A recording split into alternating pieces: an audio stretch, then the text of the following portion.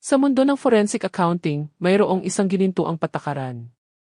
Ang pinakamagagaling na sinungaling ay laging nadadapa sa pinakamaliliit na detalye. Ito ang patakarang pinanghawakan ni Marta Evangelista sa buong buhay niya. Nang iuwi ng kanyang anak na babae ang perpektong nobyo, gwapo, mayaman, at nagmamaneho ng mamahaling sasakyan, inggit na inggit ang buong bayan. Pero hindi si Marta. Mula nang tumapak ang lalaki sa kanyang bahay, hindi niya tiningnan ang kaakit-akit nitong ngiti. Tinitigan niya ang suot nitong Ferragamo loafers. Para sa iba, isa itong sapatos na gawa sa Italy na nagkakahalaga ng 45,000. Ngunit sa sanay na mata ni Marta, ang tahi sa kaliwang sakong ay sumablay ng eksaktong 1 milimetro. Mga peke. At ang isang lalaking nagsusuot ng peking sapatos para harapin ang kanyang magiging biyenan ay tiyak na may itinatagong mas malupit na plano na may kinalaman sa buhay ng kanyang anak. Matatalo kaya ng kutob ng isang matandang ina ang mga pakana ng isang propesyonal na salarin? Bago natin panoorin kung paano ilalantad ng accountant na ina na ito ang krimen, pindutin na ang subscribe button ngayon din, huwag magpalinlang sa mga anyo. Katulad ng kung paano malilinlang ang nobyong ito. At ngayon, simulan na natin ang kwento. Ngayon, retirado na sa kanyang luma-luma ng bahay sa mabatong baybayin ng Batangas, inilapat niya ang parehong pagsusuri sa kanyang relenong manok para sa Noche Buena. Dapat ay tiyak ang dami ng pasas, ang hiwa ng patatas ay dapat eksaktong kalahating pulgadang kwadrado. Nang tumunog ang doorbell na pumutol sa ritmikong paghiwa niya ng celery, naramdaman ni Marta ang pamilyar na paninikip sa kanyang dibdib. Hindi ito ang kaba ng isang punong abala. Ito ay ang likas na pakiramdam ng isang mangangaso na nakakaramdam ng pagbabago sa ihip ng hangin. Ma, andito na kami. Ang boses ni Sarah ay lumutang sa mabigat na pintong yari sa Nara, magaan at mahangin, ibang-iba sa humahagupit na hangin mula sa dagat sa labas. Pinunasan ni Marta ang kanyang mga kamay sa apron, isang ugali. Malinis na ang kanyang mga kamay at binuksan ang pinto. Maningning ang itsura ni Sarah. Namumula ang kanyang mga pisngi dahil sa lamig, ngunit hindi nagtagal ang tingin ni Marta sa kanyang anak. Agad itong napako sa lalaking nakatayo sa likuran niya. Ma, si Gregorio po, sabi ni Sarah, na tumabi na parang isang salamangkero na nagpapakita ng isang premyo. Sa wakas, si Gregorio ay gwapo sa paraang tila pinag-isipan. Ang panga ay sapat na matalas para makahiwa ng salamin, ang buhok ay nakasuklay paatras na may tamang-tamang antas ng pagiging kaswal, at isang ngiti na tila pinraktis sa salamin. Inilahad niya ang isang kamay. Ginang Evangelista, sabi niya. Ang kanyang boses ay malalim at malambing, parang mamahaling alak. Marami na pong naikwento sa akin si Sarah tungkol sa inyo, ang alamat na mahusay sa numero.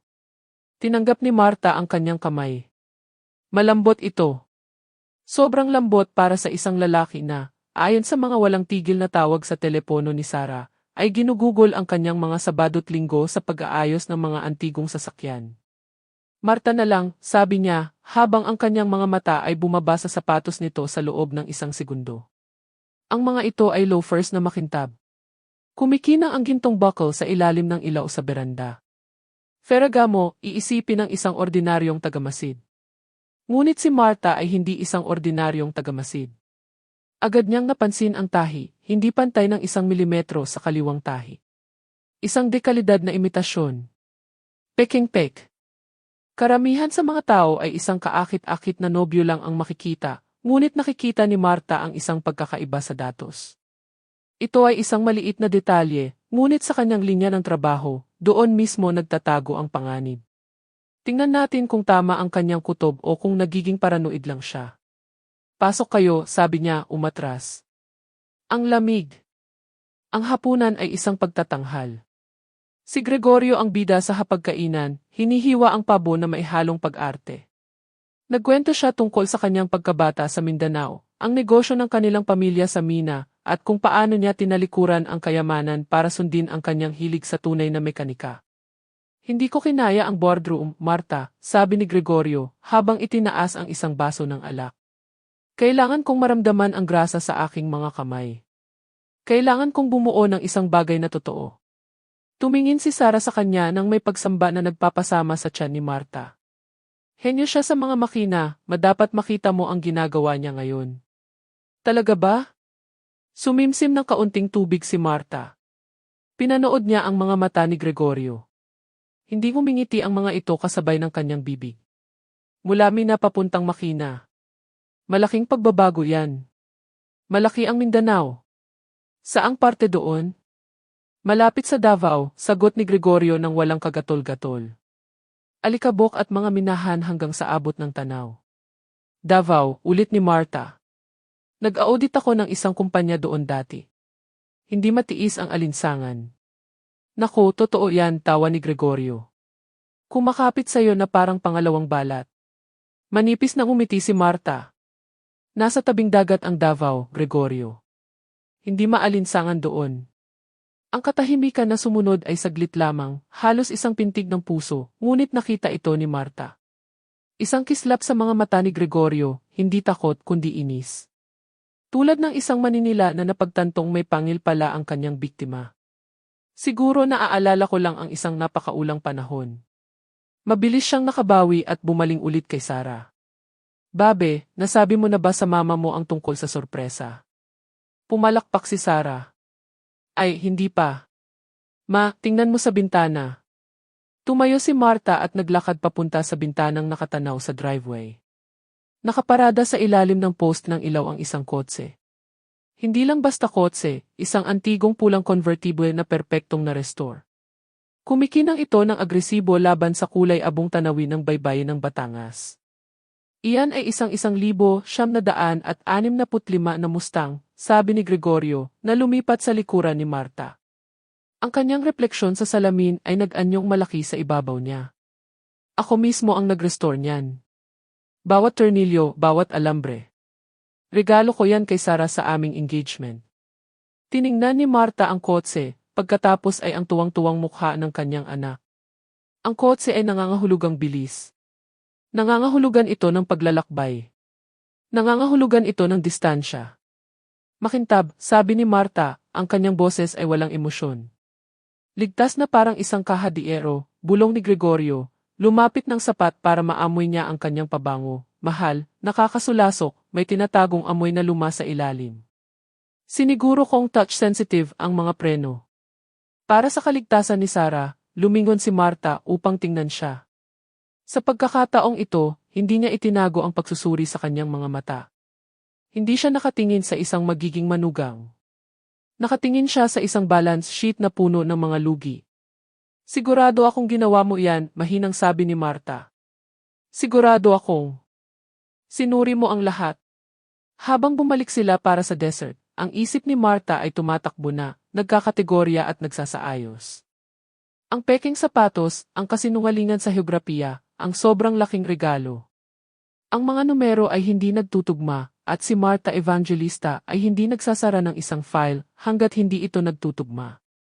Lumipas ang 3 linggo sa isang mabilis na paghahanda para sa kasal at lumalalang pagkabalisa. Ginugol ni Marta ang mga gabing walang tulog sa paghahanap sa internet, pagtawag sa mga dating kasamahan, sinusubukang makahanap ng kahit anong magpapatunay na tama ang kanyang kutob. Pero si Gregorio ay malinis sa papel, sobrang linis, parang isang taong maingat na nagbura ng kanyang mga bakas. Dumating ang engagement party na ginanap sa Gilded Anchor, isang lugar sa gilid ng mga bangin sa Tagaytay na mas mahal ang isang gabi kaysa sa kinita ni Marta sa unang 5 taon niya sa kumpanya. Nakasaad sa imbitasyon na Coastal Elegance na isinali ni Marta bilang kanyang pinakamagandang navy pantsuit at isang kwintas ng totoong perlas na pamana ng kanyang ina. Pagpasok niya sa ballroom, agad siyang sinalubong ng iba't ibang sensasyon. Nanginginig ang mga crystal chandelier sa tunog ng isang jazz quartet. Ang hangin ay amoy mamahaling pabango at hilaw na talaba. Hindi tiningnan ni Marta ang palamuti. Hinanap niya ang mga labasan. Pagkatapos ay sinuri niya ang paligid para sa mga magulang. Ipinakilala sila ni Gregorio kanina sa pamamagitan ng isang malabong video call. Sina Arturo at Leonor, diumano'y mga retiradong hasyendero na nagbabakasyon sa French Riviera. Ngayong gabi, narito sila ng personal. Nakita sila ni Marta na nakikipag-usap malapit sa ice sculpture. Si Arturo ay isang malaking lalaki na may mapulang mukha at isang suwit na masyadong masikip sa balikat.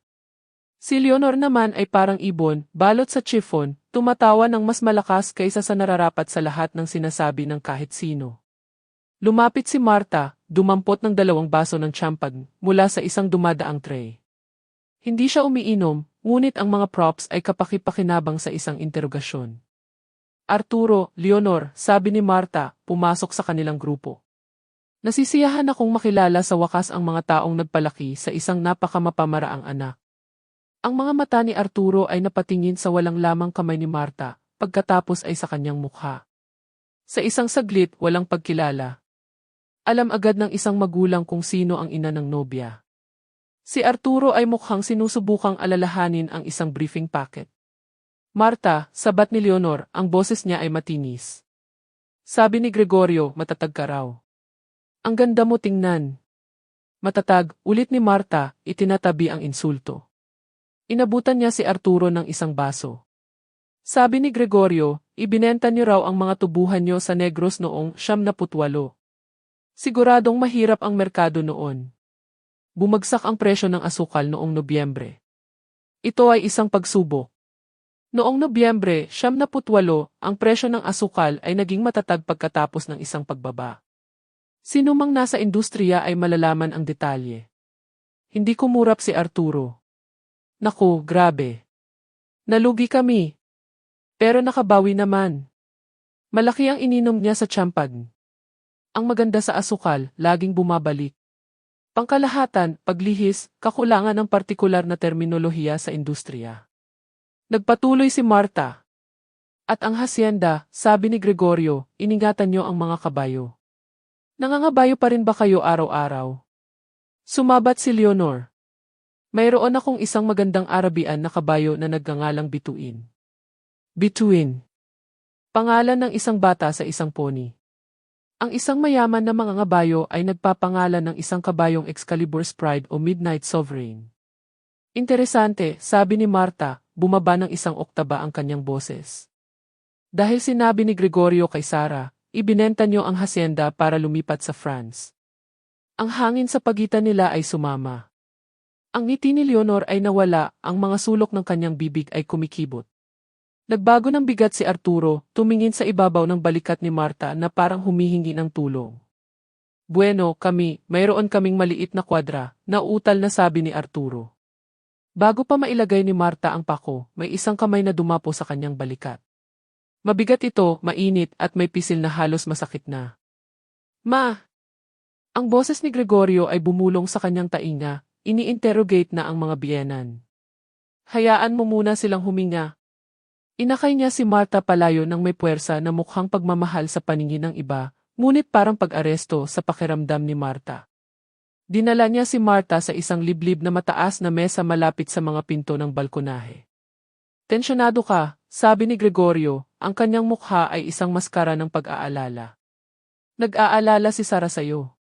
Sabi niya, naging obsessive ka raw kamakailan, sinusuri ang mga bagay-bagay. Sinusuri ko ang mga bagay na hindi nagtutugma, Gregorio. Hindi alam ng tatay mo ang merkado ng asukal, at ang nanay mo ay nagpapangalan ng milyong-pisong kabayo na parang mga alaga. Bumuntong hininga si Gregorio, isang tunog ng malalim na pagkadismaya. Kinuha niya mula sa bulsa ng kanyang jacket ang isang maliit na pilak na lalagyan ng tableta. Sabi ni Sara, naiwan mo raw ang gamot mo sa alta presyon sa bahay. Nakita niya ang bote sa counter. Pinadala niya sa akin para sa iyo. Kumunot ang noo ni Marta. Naging makakalimutin siya kamakailan. Stress, akala niya. Kinapa niya ang kanyang pitaka. Ang bote ay talagang wala. Heto, sabi ni Gregorio, binuksan ang lalagyan. Isang puting tableta ang nakalagay sa pelus na lining. Mukhang eksakto ito sa kanyang lisinopril. Inabutan niya si Marta ng isang baso ng sparkling water na maihiwa ng dayap. Inumin mo. Namumula ka. Hindi natin gugustuhing mastroke ang ina ng nobya, hindi ba? Nag-alinlangan si Marta. Tama ang itsura ng tableta. Ang hugis, ang hati sa gitna, at ang puso niya ay kumakarera. Nararamdaman niya ang pagtibok sa kanyang mga tainga. Kung tatanggi siya, magmumukha siyang paranoid. Kung iinumin niya ito, mababawi niya ang kontrol. Kinuha niya ang tableta, nilunok ito kasama ng tubig, at inilapag ang baso. Salamat. Walang anuman, Maisi. Ngumiti si Gregorio.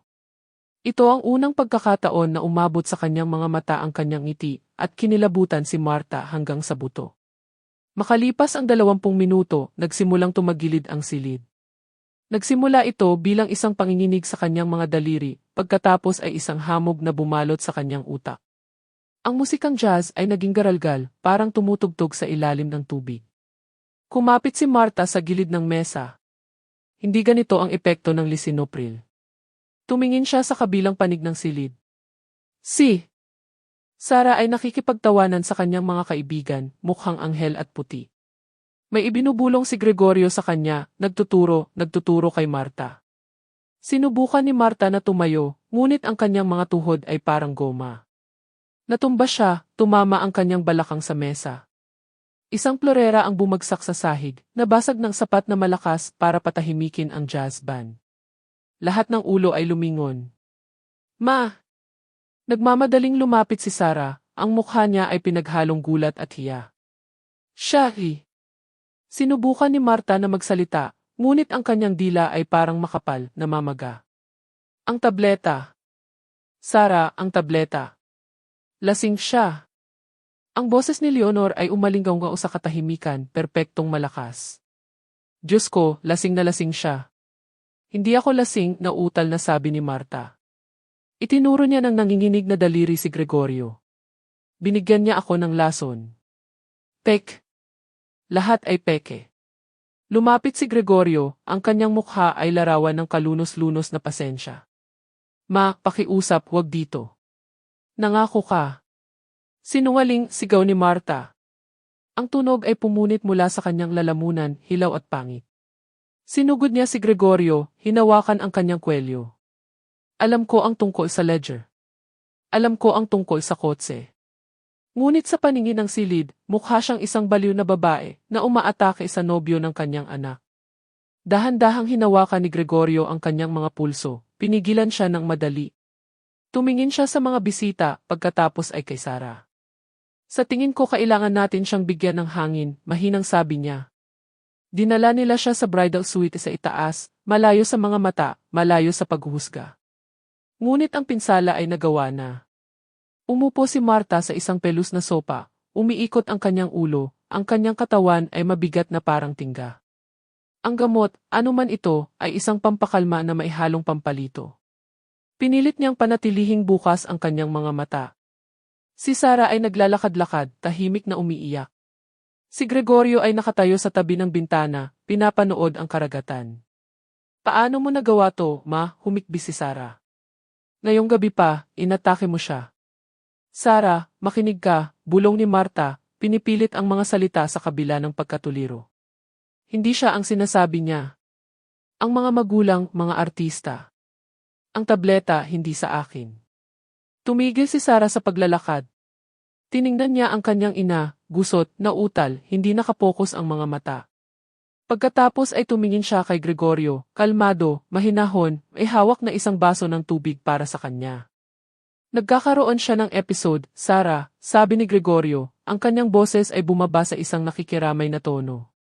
Ang tiyuhin ko ay nagkaroon nito, maagang pagsisimula ng dementia na maihalong paranoia. Lumalala ito sa stress. Wala akong dementia, pilit na sabi ni Marta. Lumuhod si Gregorio sa harap ni Sarah, hinawakan ang kanyang mga kamay. Babe, tingnan mo ako. Hindi natin pwedeng hayaan ito sa kasal.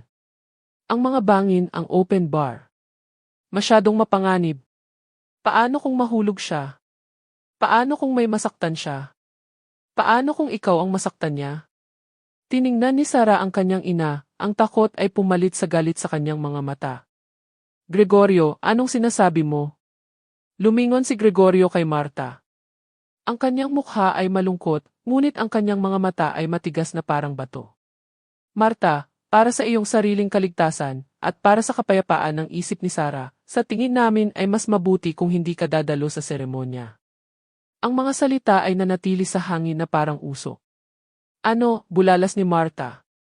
Kukuha kami ng isang nurse para manatili sa iyo sa bahay, Patuloy ni Gregorio, kasing kinis ng langis. Magse-set up kami ng isang live stream. Maaari mo itong panoorin sa iyong iPad. Ligtas ka roon. Tiningnan ni Marta ang kanyang anak. Sarah, hindi mo pwedeng gawin to, hindi mo siya pwedeng hayaang gawin ito. Kinagat ni Sarah ang kanyang labi, ang mga luha ay umaagos sa kanyang mukha. Tumingin siya kay Gregorio, ang kanyang sandigan, ang kanyang tagapagtanggol. Pagkatapos ay tumingin siya kay Marta, ang magulo, sirang babae sa sopa. Siguro tama siya, ma, bulong ni Sarah, nanginginig ang boses. Hindi ka ikaw. Hindi ko kayang mag-alala na tatalon ka sa bangin habang sinasabi ko ang aking mga panata. Pakiusap, manood ka na lang mula sa bahay. Ang pagtataksil ay tumama kay Marta ng mas matindi kaysa sa gamot. Hindi lang ito isang pag-alis ng imbitasyon. Ito ay isang pagbura. Ito ay isang nakakatakot na hakbang, ang pagpapamukha sa kaisa-isang taong nakakakita ng katotohanan na siyang nawawala sa sarili. Iniisip ni Gregorio na nanalo na siya sa pamamagitan ng pagpapatahimik sa kanya, ngunit nagkamali siya ng malaki. Minamaliit niya ang determinasyon ng isang ina. Hindi mo paniniwalaan kung paano siya lalaban mula rito. Tinatanggal siya sa kwento ng kanilang buhay. Tumayo si Gregorio at lumapit kay Marta. Yumuko siya, na para bang inaayos ang kumot sa kanyang mga binti. Inilapit niya ang kanyang mga labi sa tainga ni Marta. Isa kang pananagutan, Marta, bulong niya, ang kanyang mga labi ay dumadampi sa kanyang tainga na parang isang mangingibig, ngunit ang kanyang boses ay kasing lamig ng isang puntod. At alam mo ba kung ano ang ginagawa namin sa mga pananagutan sa isang balancing ledger? Isinusulat namin sila bilang lugi. Umuwi ka at mamatay ng tahimik, o ipapasok kita sa isang pasilidad na napakalalim na hindi na nila mahahanap kahit ang iyong dental records. Lumayo siya, ang kanyang mukha ay agad na nagbago sa isang maskara ng nakakadurog pusong pag-aalala.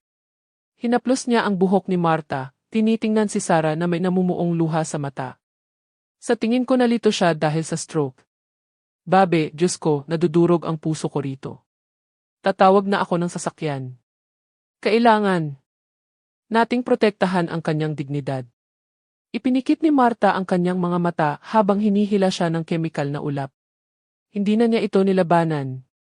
Kailangan niyang mag-ipon ng lakas.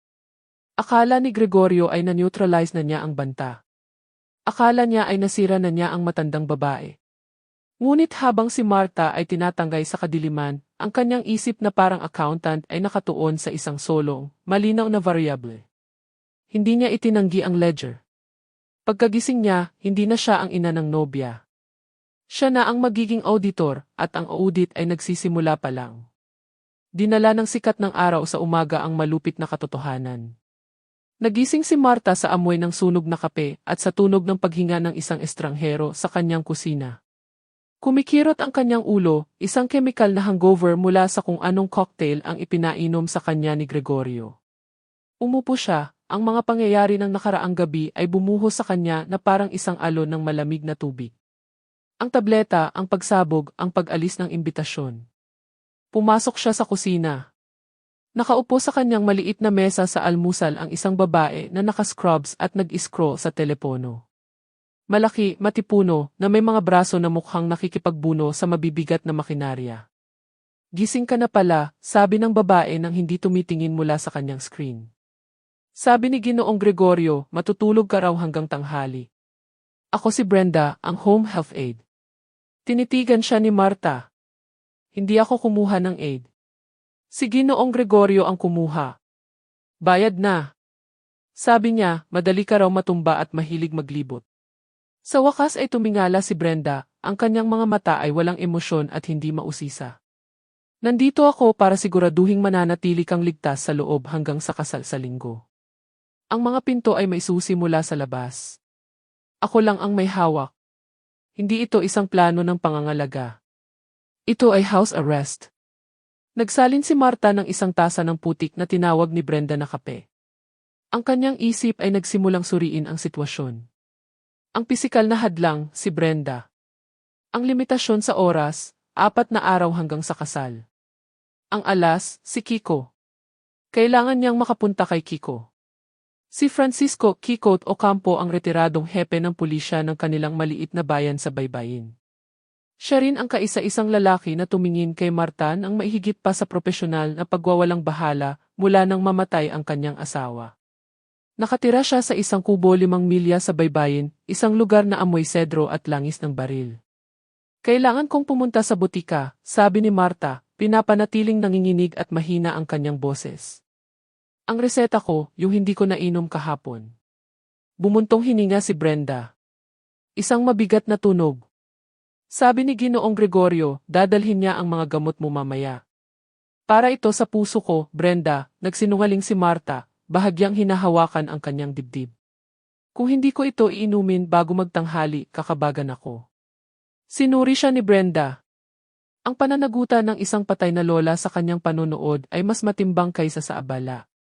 Sige, pupunta tayo. Pero ako ang magmamaneho. Makalipas ang 30 minuto, sa loob ng lokal na Mercury Drug, isinagawa ni Marta ang manyobra na ginamit niya ng 100 beses sa mga corporate audit, ang paglilihis. Naku po, bulalas niya sa pasilyo ng mga adult diaper. Parang nasusuka ako. Ang banyo, Brenda, dali. Si Brenda, na nataranta sa posibleng paglilinis, ay itinuro ang likuran. Nasa counter ang susi. Kukunin ko.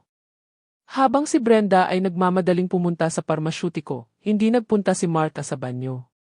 Lumabas siya sa emergency fire exit sa likod ng tindahan. Ang alarma ay umalingaw-ngaw, isang matinis na sigaw, ngunit si Marta ay kumikilos na. Hindi siya tumakbo. Naglakad siya ng mailayunin sa eskinita papunta sa sakayan ng taxi na nagsisilbi sa mga turista. Sa kubo ni Kiko, sa Route 1. Doble ang bayad kung hindi ka magtatanong kung bakit tumutunog ang alarma, sabi niya sa driver. Nagpuputol ng kahoy si Kiko nang dumating ang taxi. Siya ay 68 taong gulang na may masamang tuhod at isang mukha na tila inukit mula sa bato ng hangin ng karagatan. Ibinaba niya ang palakol nang bumaba si Marta mula sa taxi. Magulo ang buhok, hawak ang kanyang pitaka, suot pa rin ang perlas ng nakaraang araw. Mukha kang pagod na pagod, Marta, sabi ni Kiko. Ito ang kanyang bersyon ng isang mainit na pagbati. Kailangan ko nang inumin, Kiko. At hindi sa ang ibig kong sabihin.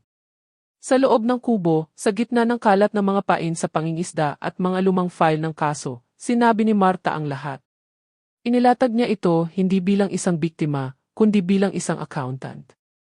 Inilista niya ang mga pagkakaiba, ang sapatos, ang pagkakamali sa heograpiya tungkol sa Davao, ang pangalan ng kabayo, ang mga magulang na hindi alam ang kanilang sariling kwento, at ang tableta.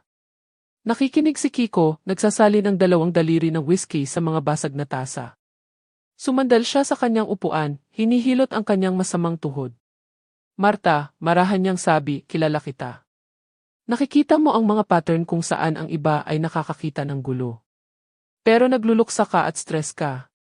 Baka naman sinungaling lang ang lalaki. Hindi ibig sabihin na kriminal na siya. Kalahati ng mga lalaki sa bayang ito ay nagsisinungaling tungkol sa kanilang huli. Nilolaso niya ako, Kiko. O baka naman nagkamali ka ng inom ng gamot. Sabi mo, balisa ka. Ibinagsak ni Marta ang kanyang tasa. Umalingaw-ngaw ang tunog sa maliit na kubo. Nag-audit ako ng mga kumpanya ng Ayala, Kiko. Nakahanap ako ng mga embezzlement scheme na nakatago sa mga footnote na pinalampas ng BIF. Alam ko kapag hindi balanse ang isang ledger. Sumulong siya, nag-aapoy ang kanyang mga mata. Nabanggit niya ang isang kumpanya ng insurance, ang Sentinel Life. Sabi niya, may policy siya sa kanila. O ano ngayon? Nalugi ang Sentinel Life 5 taon na ang nakalipas. Hindi na sila nagsusulat ng mga bagong policy. Wala na sila, Kiko. Bakit siya magsisinungaling tungkol sa pangalan ng isang insurance carrier maliban kung ang policy mismo ay isang props? Tumigil si Kiko sa paghilot ng kanyang tuhod. Ang pulis sa kanya ay bumaangon. Iyon ay isang tiyak na detalye. Ang mga sinungaling ay nagsisinungaling tungkol sa malalaking bagay, pera, pag-ibig. Ang mga manloloko ay nagsisinungaling tungkol sa papeles. At nariyan ang kotse, dagdag ni Marta. Binigyan niya si Sarah ng isang 65 Mustang na na-restore. Sabi niya, touch-sensitive daw ang mga preno. Sino ang nagsasabi ng ganyan tungkol sa preno sa isang ina? Bumuntong hininga si Kiko. Isang mahaba, pagod na paghinga na nagpapahiwatig ng pagsuko.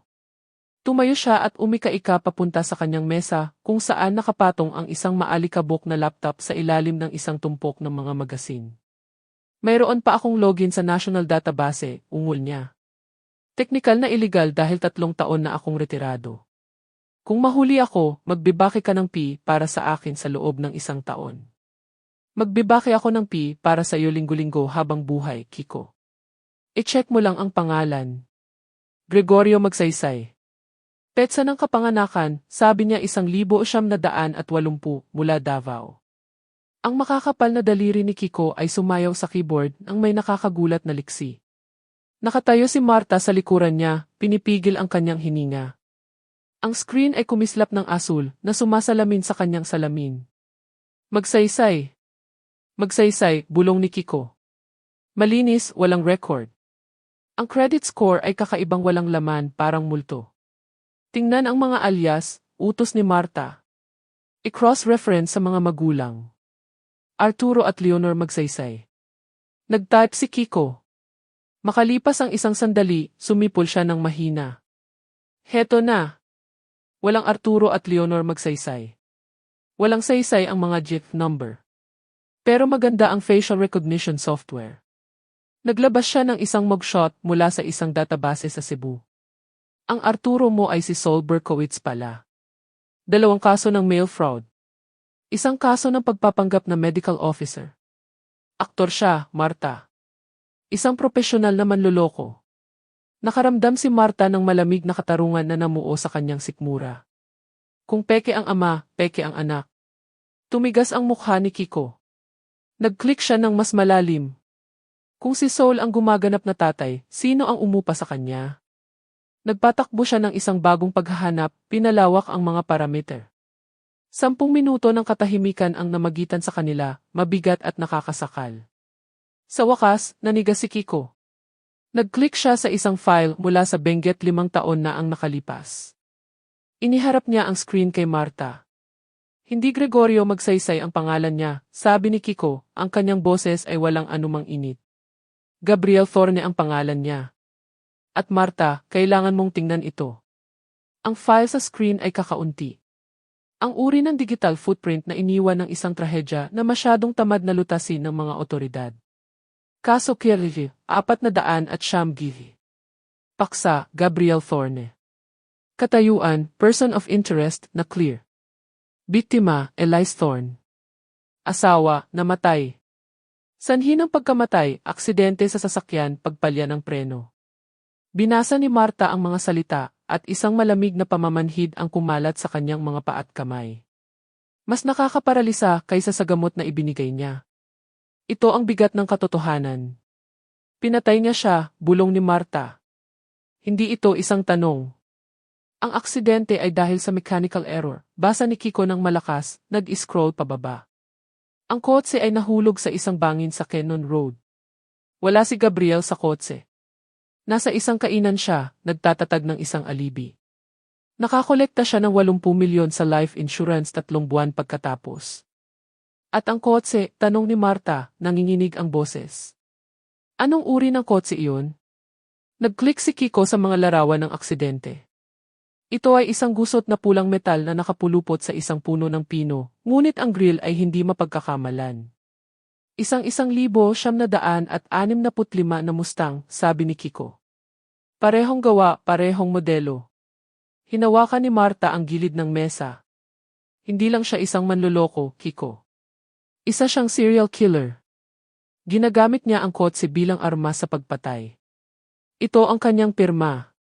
Nire-restore niya sila, pinapahina ang mekanika, ibinibigay bilang regalo at naghihintay. Sa wakas ay nagkakatugma na ang mga piraso, at ang larawan ay mas madilim kaysa sa inaakala ng sinuman.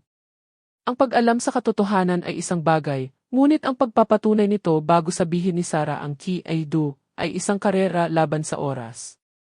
Makinig ng mabuti dahil ang susunod na matutuklasan ay magbabago sa lahat. Kailangan nating tawagan ang pulisya ng probinsya. Kinuha ni Kiko ang kanyang telepono. At sabihin sa kanila ang singhal ni Marta. Na ang isang lalaking legal na na-clear 5 taon na ang nakalipas ay malapit ng gumawa ng krimen. Hindi nila ititigil ang isang kasal batay sa isang kutob at isang lumang file ng kaso. Matalino si Gabriel. Magkakaroon siya ng mga peking papeles sa inspeksyon ng kotse. Makukumbinsi niya si Sarah na sinusubukan nating sirain ang kanyang kaligayahan. Kaya, anong gagawin natin? Tanong ni Kiko. Kidnapin si Sarah. Kailangan natin ng ebidensya, sabi ni Marta, ang kanyang isip na parang accountant ay nagsimulang kumilos, inihihiwalay ang takot, nakatuon sa audit trail. Nabanggit ni Gregorio ang isang ledger sa hapunan noong ipinagmamalaki niya ang restoration. Sabi niya, sinusubaybayan ko ang bawat tornilyo at piyesa. Nasa libro lahat. Narcissist siya, Kiko. Nag-iingat ng mga tropeo ang mga narcissist. Nag-iingat sila ng mga talaan ng kanilang henyo. Nag-iingat siya ng talaarawan ng kanyang mga pagpatay, tanong ni Kiko nang may pag-aalinlangan. Hindi isang talaarawan, isang inventaryo. Kung pinakialaman niya ang mga preno, kailangan niyang bumili ng mga piyesa o baguhin ang mga ito. Isusulat niya iyon para masigurong mangyayari ang pagpalya sa tamang milyahe. Mabusisi siya. Iyon ang kanyang kahinaan. Nasaan iyon? Sa kanyang garahe. Ang carriage house sa likod ng inuupahang ari-arian nila. Tumingin si Kiko sa orasan sa dingding. 4:00 na ng hapon. Magsisimula ang rehearsal dinner ng 6:06. Wala siya roon at kasama niya si Sarah, sabi ni Marta. Walang tao sa bahay. Tumayo si Kiko, napangiwi habang dinadala ng kanyang masamang tuhod ang kanyang bigat. Naglakad siya papunta sa isang nakakandadong kabinet ng baril. Hindi siya kumuha ng baril. Kumuha siya ng isang mabigat na bareta at isang set ng lockpicks. Masyado na akong matanda para sa breaking and entering, Marta. Mabuti na lang at ako ang nagmamaneho, sabi ni Marta, kinuha ang kanyang pitaka. Ang biyahe papunta sa inuupahang ari-arian ni Gregorio ay nababalot sa maagang kadiliman ng tag-ulan sa Batangas. Kumapit ang hamog sa windshield, inihihiwalay sila sa mundo. Ang inuupahan ay isang malawak na Victorian estate na malayo sa mga bangin. Madilim ang pangunahing bahay, ngunit ang carriage house, ang garahe, ay nakahiwalay, nailawan ng isang solong motion sensor light habang papalapit sila. Ipinark ni Kiko ang kanyang truck sa kalsada, nakatago sa isang kumpol ng mga puno ng pino. Naglakad sila sa natitirang bahagi sa katahimikan. Humahaginit ang hangin mula sa karagatan, tinatakpan ang tunog ng kanilang mga yapak. Manatili ka sa likuran ko, bulong ni Kiko, umika-ika papunta sa gilid na pinto ng garahe. Ginamit niya ang mga lockpick nang may nakakagulat na delikadesa para sa isang lalaking may malalaking kamay. Click! Bumukas ang pinto. Unang tumama sa kanila ang amoy. Langis, sawdust, at ang metalikong amoy ng malamig na bakal. Binuksan ni Marta ang isang maliit na flashlight. Ang garahe ay isang templo ng mekanika. Ang mga kasangkapan ay nakasabit sa mga dingding ayon sa laki. Ang sahig ay walang bahid-dungis, makintab na semento. Sa gitna ay nakaupo ang pulang Mustang, kumikinang na parang isang makintab na mansanas. Mukha itong inosente, maganda pa nga. Huwag hawakan ang kotse, babala ni Kiko. May mga alarma. Lumipat si Marta sa workbench. Masyadong malinis. Walang mga nakakalat na papel, walang kalat, isang vice grip lang at isang basahan. Hindi niya ito iiwan sa labas, bulong ni Marta. Sinuri niya ang silid. Isa siyang tagabuo. Mahilig siya sa mga nakatagong kompartimento. Tumingin siya sa kahon ng mga kasangkapan. Nakakandado. Tumingin siya sa sahig, semento. Tumingin siya sa mga dingding. Kiko, bulong niya. Tingnan mo ang pegboard. Sa dingding, ang balangkas ng mga kasangkapan ay iginuhit sa itim na marker, kaya bawat kasangkapan ay may sariling lugar. Ngunit isang balangkas, isang malaking lagari, ay hindi tumutugma sa nakasabit na lagari. Ang iginuhit na balangkas ay bahagyang mas malaki. Inabot ni Marta at inalis ang lagari. Sa likod nito, ang pegboard ay maihiwa. Isang maliit na parihabang tahi. Ginamit niya ang kanyang mga kuko para alisin ang maluwag na parisukat na kahoy. Sa loob ng butas sa dingding ay may nakaupong isang maliit na aklat na may balat na pula. Ang puso ni Marta ay kumakabog sa kanyang mga tadyang na parang isang nakulong na ibon. Kinuha niya ito at binuksan sa ilalim ng sinag ng flashlight. Hindi lang ito isang listahan ng mga piyesa. Ito ay isang talaorasan. Oktubre 12, front suspension, nakuha sa eBay. Nobyembre 3, brake lines, binago gamit ang paraffin resin compound. Temperatura ng pagkatunaw, 73 degrees Celsius. Solid sa room temp, nagiging likido sa operating temp. Diyos ko, hinga ni Kiko sa kanyang balikat. Isa itong thermal trigger. Pinuno niya ang isang bahagi ng linya ng isang wax compound. Kapag malamig ang kotse, gumagana ng maayos ang preno. Ngunit kapag uminit na ang makina at nagpainit sa likido, natutunaw ang wax, lumilikha ng bara, at nawawala ang mga preno. Binalikan ni Marta ang mga pahina. Nakahanap siya ng isang entry mula 5 taon na ang nakalipas. Benguet, Elise. Hiwa sa brake line, 2 man. Resulta, tagumpay. Hindi lang ito isang ledger, sabi ni Marta, ang kanyang boses ay naging bakal. Ito ay isang pag-amin. Biglang namatay ang motion sensor light sa labas. Nilamon ng kadiliman ang mga bintana. Pagkatapos, ang kaluskos ng graba, mga gulong. Isang kotse na dahan-dahang umaakyat sa driveway. Patay ang mga ilaw. Bumalik na siya, bulong ni Kiko. Wala siya sa rehearsal. Alam niya, napagtanto ni Marta nang may takot. Alam niyang darating ako. Iniwan niya ang pain. Ang tunog ng pagpindot sa code ng pinto ng garahe ay tumunog sa katahimikan. Beep beep beep beep. Ang mabigat na motorized na pinto ay nagsimulang umugong paakyat. Magtago, utos ni Kiko, itinulak si Marta papunta sa likod ng Mustang. Sa ilalim ng chassis, ngayon na. Habang si Marta ay gumagapang sa malamig na semento, isinilid ang kanyang katawan sa ilalim ng nakamamatay na makina na dapat sanang imaneho ng kanyang anak sa kanyang kamatayan, hinawakan niya ang pulang ledger sa kanyang dibdib. Mula sa kanyang kinalalagyan, nakita niya ang isang pares ng sapatos na pumasok. Loafers, Ferragamo, Peck. Miney. Ang boses ni Gregorio ay umalingaw sa malawak na garahe, natutuwa at nakakatakot. Alam kong nandito ka. Naamoy ko ang pabango mo. Amoy pagretiro. Pinigil ni Marta ang kanyang hininga. Sa tabi niya, nakita niya ang kamay ni Kiko na humawak sa bareta sa dilim. Tapos na ang pangangaso. Nagsimula na ang digmaan. Sa ilalim ng kotse, Marta, sabi ni Gregorio, hindi malakas ang boses niya. Ito ay pang-usapan, naiinip pa nga. Alam ko ang tungkol sa masamang tuhod, Kiko. Naririnig ko ang pag-click ng kasukasuan mo kapag gumagalaw ka. Lumabas ka na. Naniga si Marta sa malamig na semento. Tiningnan niya si Kiko. Ang mukha ng matandang pulis ay seryoso, pawis ang namumuo sa kanyang noo. Hawak niya ang bareta, ngunit laban sa isang lalaking kalahati ng kanyang edad, na may dalang baril, ito ay isang palito. Diyan ka lang, sabi ni Kiko sa pamamagitan ng bibig.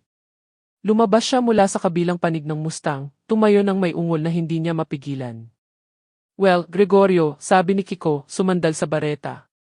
Maganda ang garahe, medyo malinis para sa panlasa ko. Kulang sa tapat na gulo ng isang tunay na mekaniko. Hindi agad sumagot si Gregorio. Naglakad siya papunta sa workbench at maingat na inayos ang isang wrench na bahagyang baluktot, ibinabalik ang kaayusan bago harapin ang mga nanghihimasok. Pagkatapos lamang noon siya lumingon, ang pilak na revolver ay nakapatong sa kanyang kamay na kasing komportable ng isang panulat. Hepe Ocampo, sabi ni Gregorio, ang kanyang boses ay nakakatakot na kalmado. Nanghihimasok ka sa isang crime scene, o mas tamang sabihin, sa isang hinaharap na crime scene.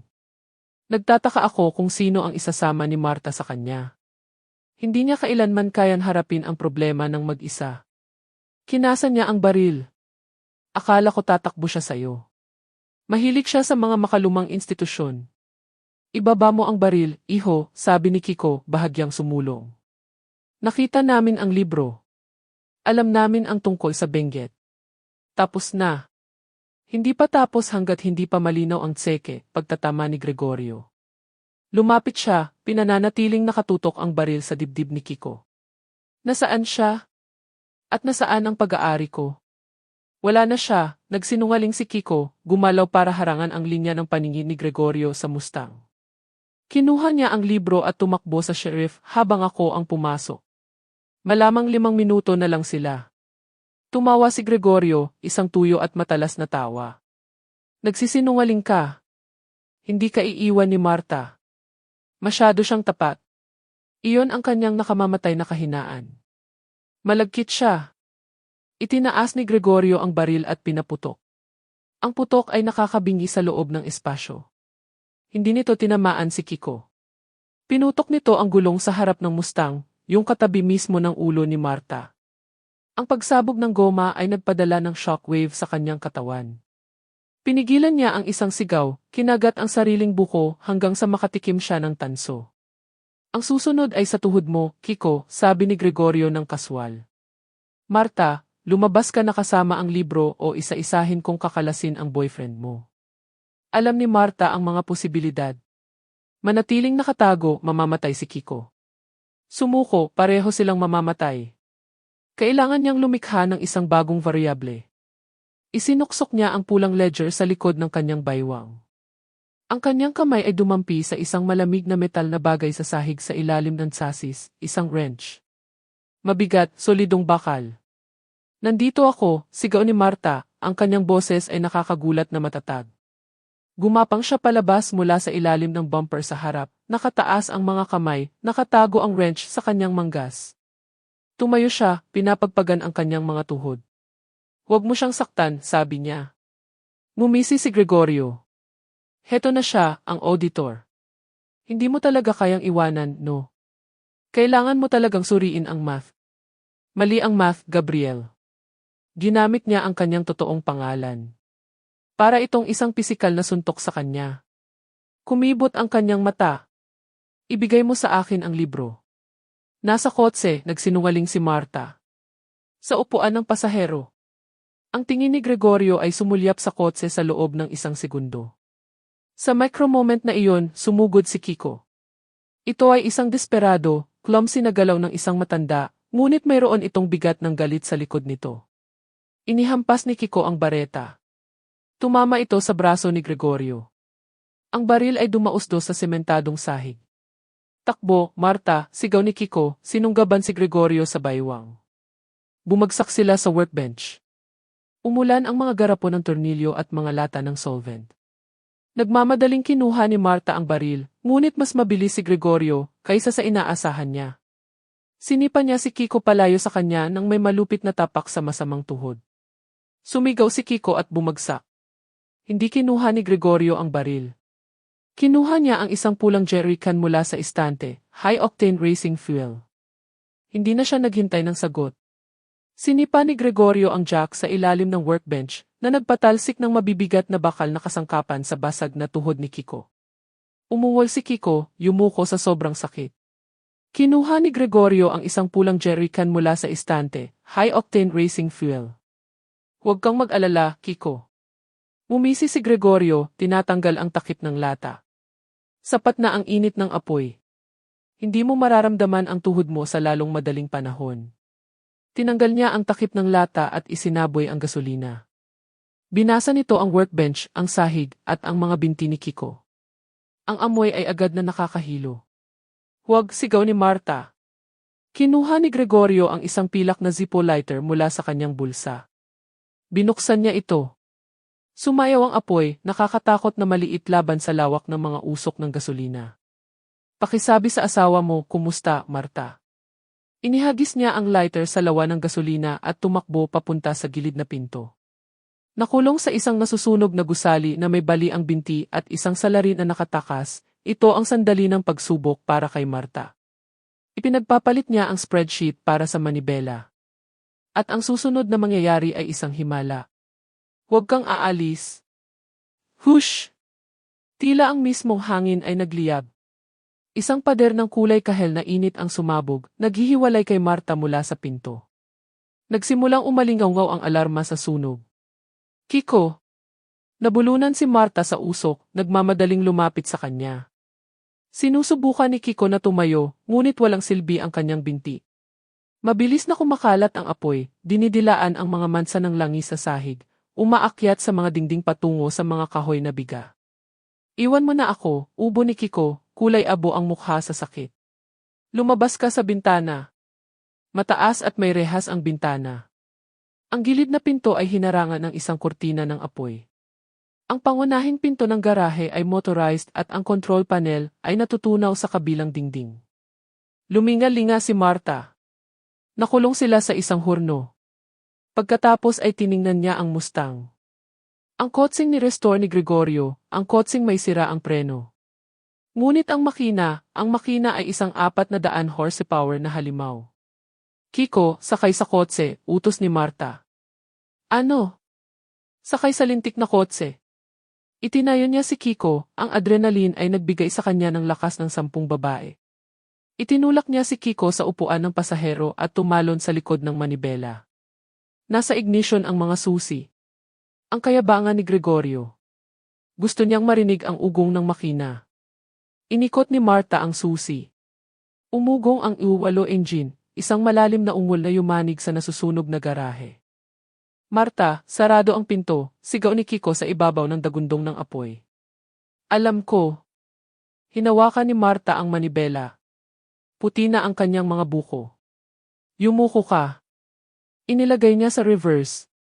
Hindi niya tinapakan ang gas. Dinaganan niya ito.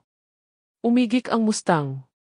Umiikot ang mga gulong sa makinis na semento sa isang segundo, umuusok at pagkatapos ay kumapit.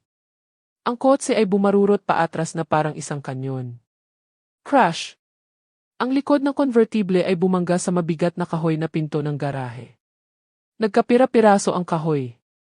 Umugong ang metal. Yumanig ng malakas ang kotse, ngunit nanatiling buo ang pinto. Ulit, sigaw ni Kiko. Inilipat ni Marta sa drive, umarangkada, huminto ilang pulgada mula sa pader ng apoy, pagkatapos ay inilagay ulit sa reverse. Kapit! Dinaganan niya ito. Ang kotse ay bumilis paatras, isang pulang battering ram. Ang init mula sa impyerno ay sumisipsip na sa chassis, niluluto ang mga linya ng likido. Crash! Sa pagkakataong ito, bumigay ang pinto. Sa isang hiyaw ng punit-punit na metal at basag na kahoy, ang Mustang ay sumabog sa harang, lumilipad paatras sa malamig, maulap na hangin ng gabi. Tinapakan ni Marta ang preno para pigilan silang bumangga sa bangin.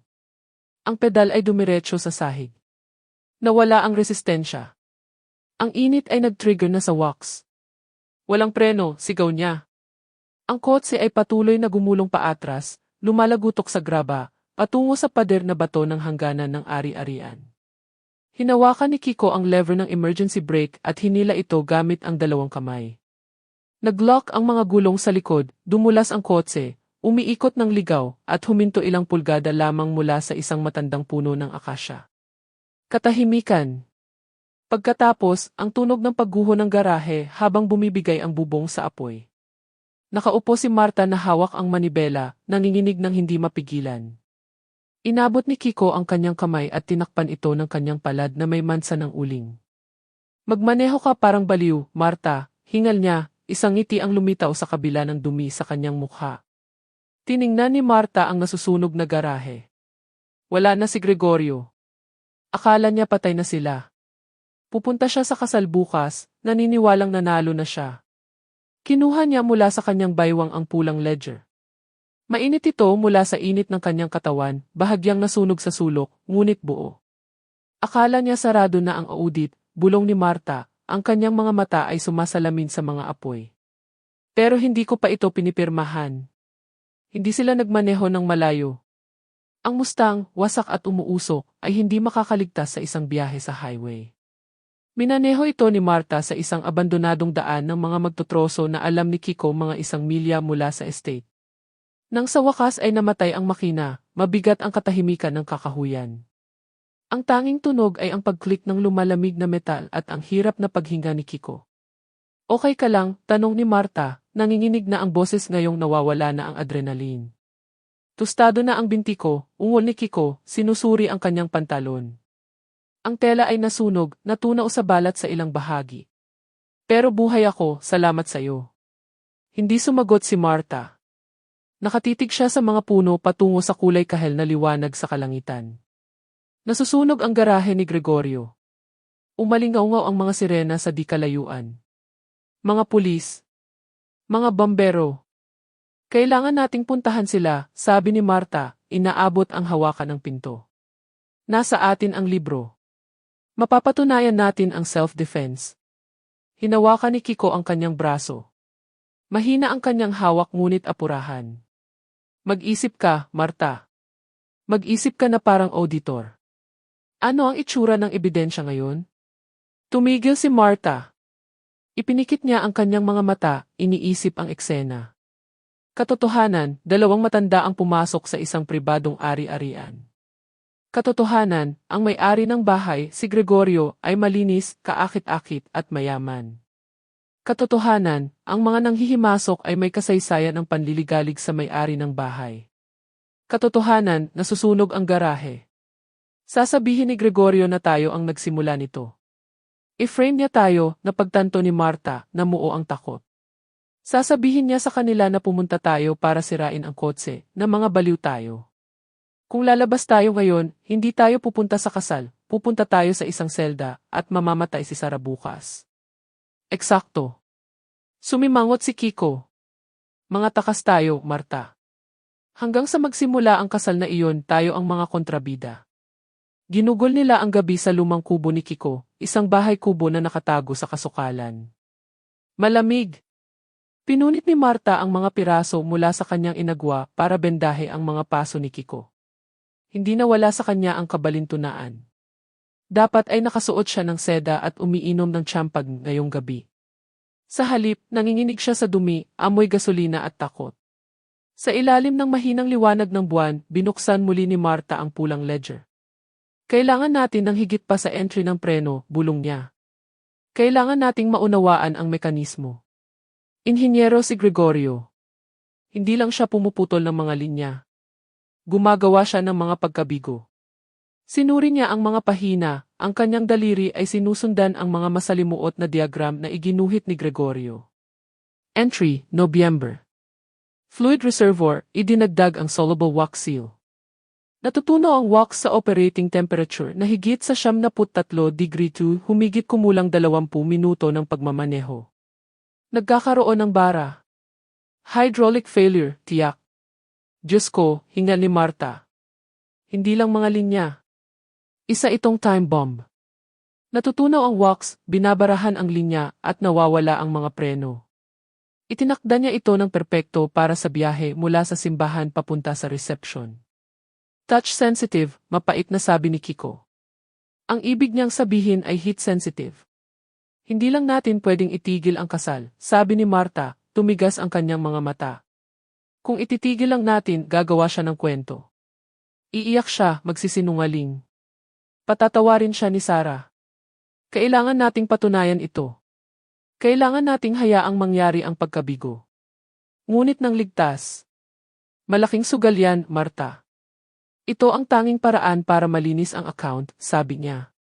Tiningnan niya ang Mustang na nakaparada sa mga halamanan. Kailangan nating ayusin ang kotseng ito sapat para makarating tayo doon. May mga gamit ka ba sa truck? Nasa kalsada ang truck. Baka nataw na ngayon. Kung gayon, gagamitin natin kung anong mayroon tayo, sabi ni Marta, kinuha ang wrench na ninakaw niya mula sa garahe. 40 taon kong ginugol sa paghihimay ng mga financial statement. Tingnan natin kung kaya kong buuin ang isang kotse. Sumikat ang araw na kulay abo at walang awa. Ang araw ng kasal. Ang lokal na istasyon ng radyo na tumutunog sa portable emergency radio ni Kiko ay naghatid ng balitang kinatatakutan ni Marta. Hinanap ng pulisya sina Marta Evangelista at Francisco Ocampo kaugnay sa isang arson attack sa Montgomery Estate kagabi.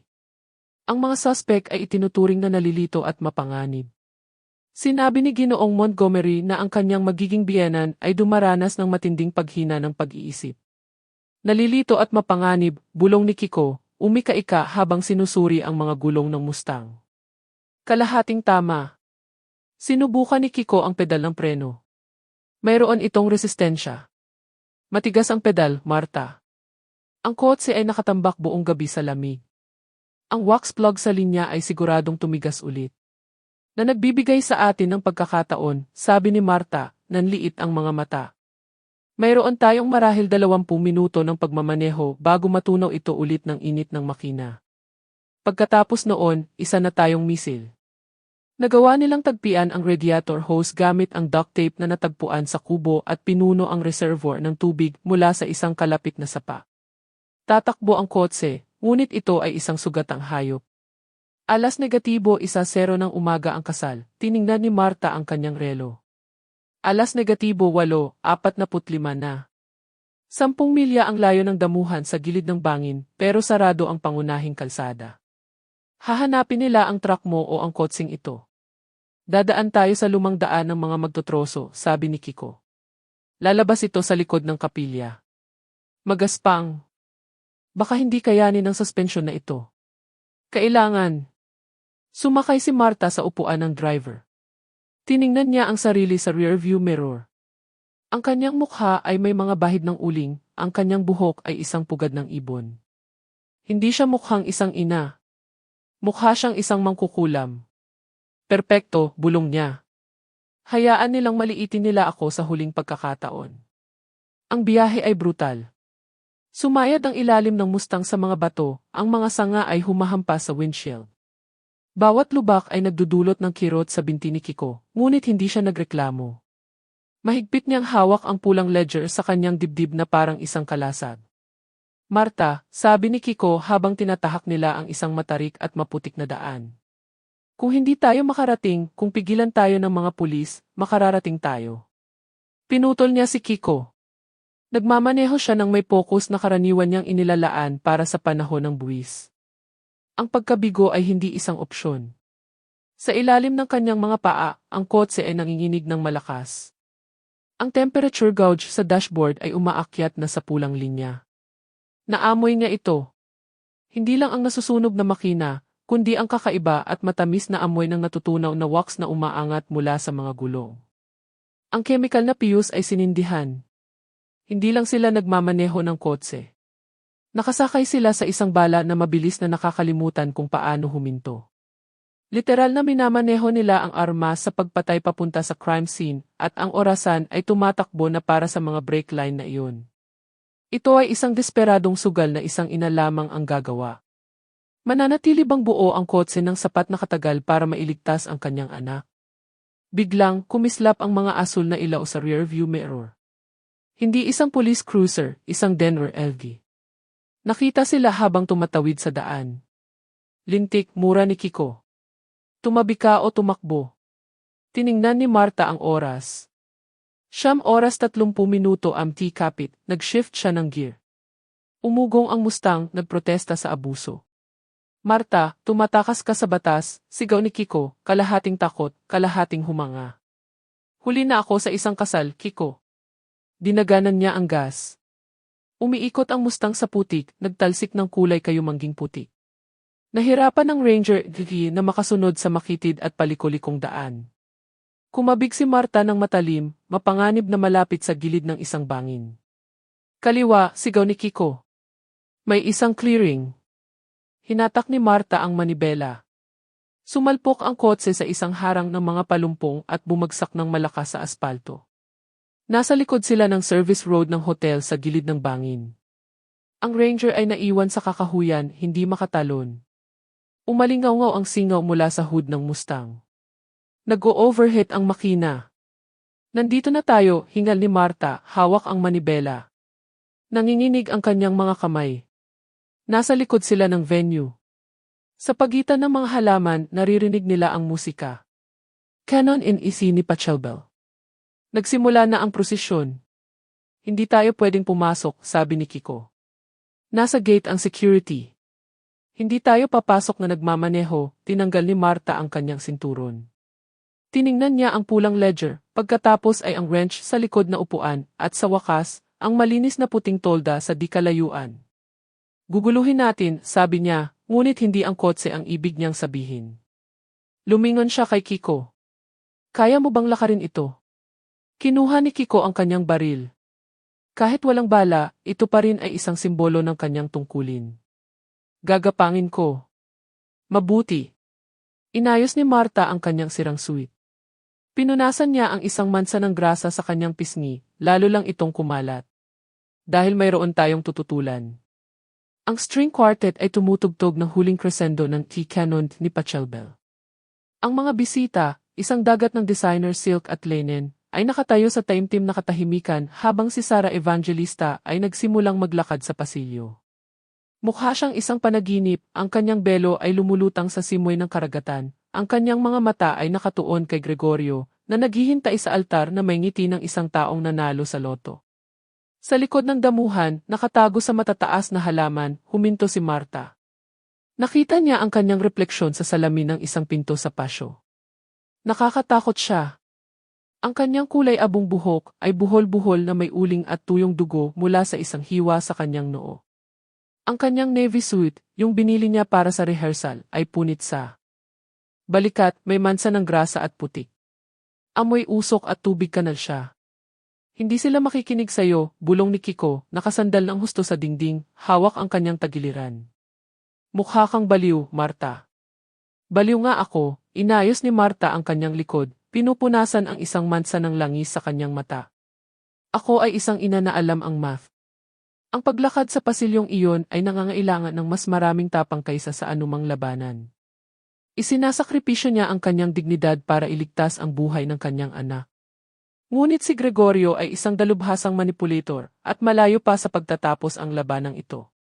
Tingnan kung paano niya ilalaro ang kanyang huling baraha. Hindi siya tumakbo. Hindi siya sumigaw. Lumabas siya sa puting carpet runner kasabay ng paghinto ng musika. Ang bulalas na dumaan sa mga tao ay maririnig, parang sinipsip ang hangin mula sa silid. Lumingon ang mga ulo, lumaki ang mga mata. Isang babae sa harap na hilera ang nakabitaw sa kanyang baso ng champagne. Shatter! Huminto si Sara sa kalagitnaan ng pasilyo. Dahan-dahan siyang lumingon. Miney! Tumingala si Gregorio. Hindi lang nawala ang kanyang ngiti. Naglaho ito, napalitan ng isang hitsura ng purong takot. Sa isang segundo, nakakita siya ng isang multo. Akala niya ay sinunog niya si Marta hanggang maging abo. Security!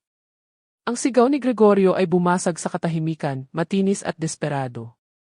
Ilabas niyo siya. Mapanganib siya. Nagkakaroon siya ng episode. Dalawang matipunong security guard na nakaitim na suit ang nagsimulang tumakbo mula sa paligid. Huwag kayong lalapit. Lumabas si Kiko mula sa likod ng halaman. Mukha siyang wasak, ngunit itinaas niya ang kanyang lumang police badge sa ere na sumasalamin sa sikat ng araw. Pulisya. Sino mang humawak sa kanya, kakasuhan ko ng obstruction of justice. Nag-alinlangan ang mga guard. Isang badge, kahit luma, ay may bigat. Nagpatuloy sa paglakad si Marta. Nawala ang kanyang ika. Nagmartsa siya sa pasilyong iyon na may ritmo ng isang sundalo. Binaliwala niya ang mga bulungan, ang mga tingin ng pandidiri, ang mga teleponong nakataas para i-record ang baliw na babae. Ang kanyang mga mata ay nakatutok sa isang target, si Sara. Ma, anong nangyari sa'yo? Nanginginig ang boses ni Sara, namumuo ang mga luha sa kanyang mga mata. Sabi ni Gregorio, nasa bahay kasama ang nurse. Nagsinungaling siya, sabi ni Marta. Ang kanyang boses ay paos dahil sa usok, ngunit malinaw itong narinig sa kabila ng hangin. Huminto siya 5 talampakan mula sa kanyang anak. Nagsinungaling siya sa lahat. Sara, sa nurse, sa tableta, sa mga magulang. Itinuro niya ng nanginginig na daliri ang mga magulang sa harap na hilera. Si Sol at ang babaeng gumaganap bilang Leonor. Lumiliit sila sa kanilang mga upuan, naghahanap ng labasan. Marta, pakiusap. Bumaba si Gregorio mula sa altar, inilagay ang sarili sa pagitan ni Marta at Sara.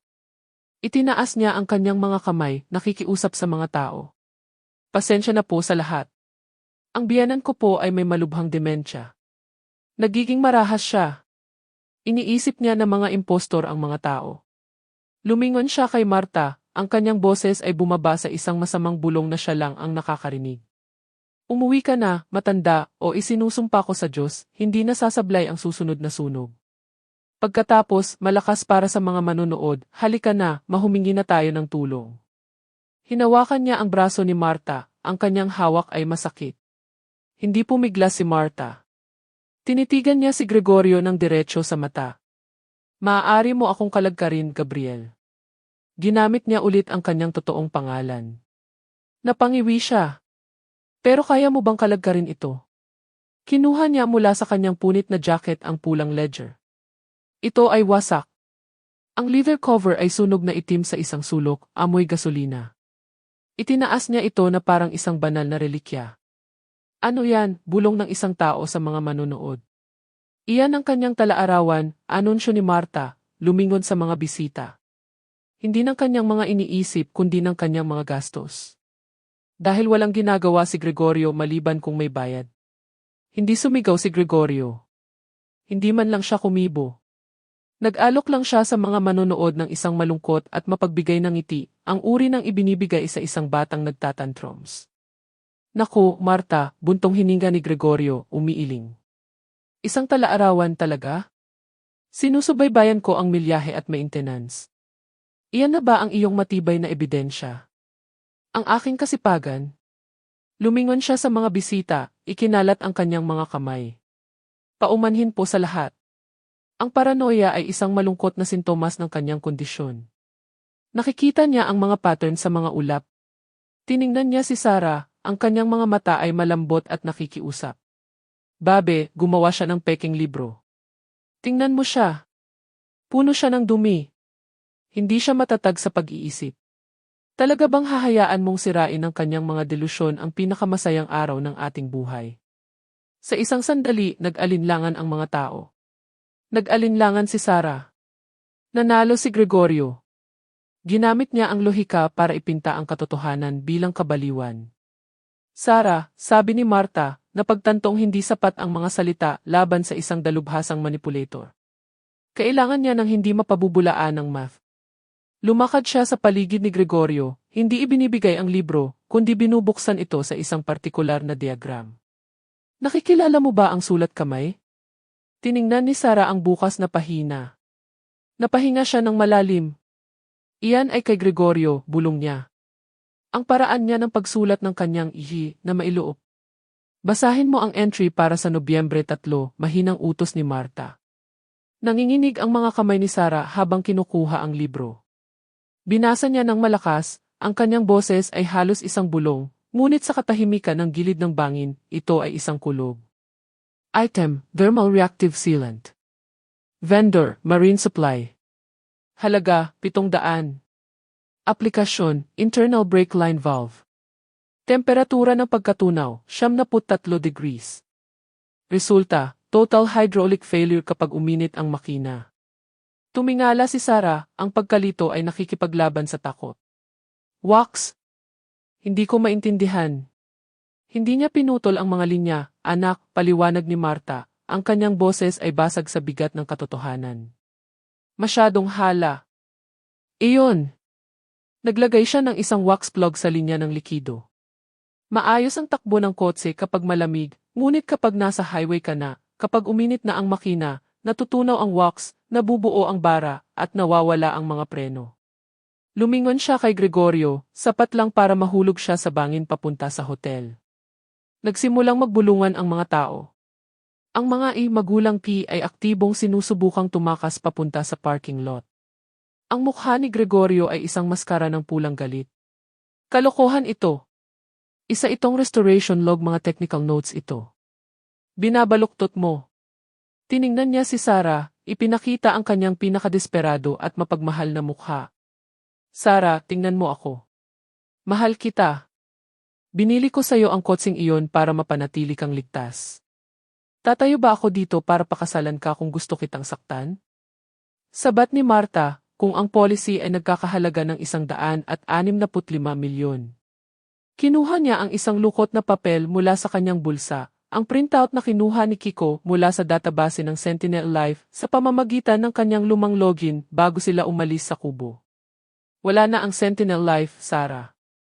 Pero mayroon pa ring policy na inisyu ng isang shell company sa Cayman Islands. Benepisyaryo, Gabriel Thorne. Petsa ng pagiging epektibo, ngayon. Sumugod si Gregorio. Wala na siyang pakialam sa mga tao. Hinablot niya ang papel mula sa kamay ni Marta at pinunit ito. Mga kasinungalingan. Lahat ng iyon, hinawakan niya ang braso ni Sarah. Aalis na tayo ngayon. Bitawan mo siya, ungon ni Kiko, umika-ika pasulong na may nakataas na bareta. Hindi, sigaw ni Sarah pumipiglas. Tiningnan niya ang lalaking malapit na niyang pakasalan. Nawala ang kanyang alindog. Nahulog ang maskara. Sa ilalim ng gwapong mukha, nakita niya ang isang bagay na malamig at parang reptilya. Ang libro, bulong ni Sarah, nakatitig sa ledger. Tingnan mo sa likod. Ano? Nanigas si Gregorio. Ang mga huling pahina, sabi ni Sarah, lumalakas ang boses. Nakita kitang nagsusulat dyan noong nakaraang linggo. Sabi mo, isinusulat mo ang iyong mga panata. Binalikan ni Marta ang entry na may markang Benguet 2021. Itinabi niya ito sa entry para sa Batangas 2026. Hindi lang ito isang talaarawan, Sarah, sabi ni Marta, matatag ang boses. Ito ay isang blueprint. Tingnan mo ang variable na kanyang sinusubaybayan. Itinuro niya ang ibaba ng parehong pahina. Ang sulat kamay ay magkapareho, ang mga tagubilin ay tiyak. Benguet, paraffin sealant, temperatura ng pagkatunaw 73 degree ki oras ng pag-activate, 18 minuto. Batangas, paraffin sealant, temperatura ng pagkatunaw 73 degree ki oras ng pag-activate, 20 minuto.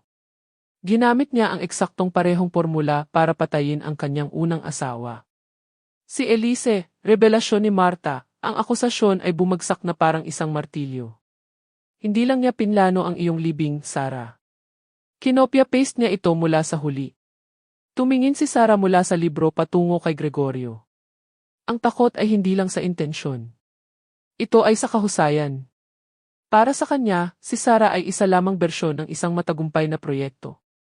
Luminga-linga si Gregorio. Napapaligiran siya. Umuurong ang mga bisita, may takot sa kanilang mga mukha. Ang mga security guard ay nakatingin na sa kanya, hindi kay Marta. Tumawa siya. Isang basag at magaspang na tunog. Kayong mga tao, ngisi ni Gregorio, inaayos ang kanyang tuxedo jacket. Akala nyo ang tatalino nyo. Isang libro, ilang sulat. Sinumang magaling na abogado ay dudurugin ito.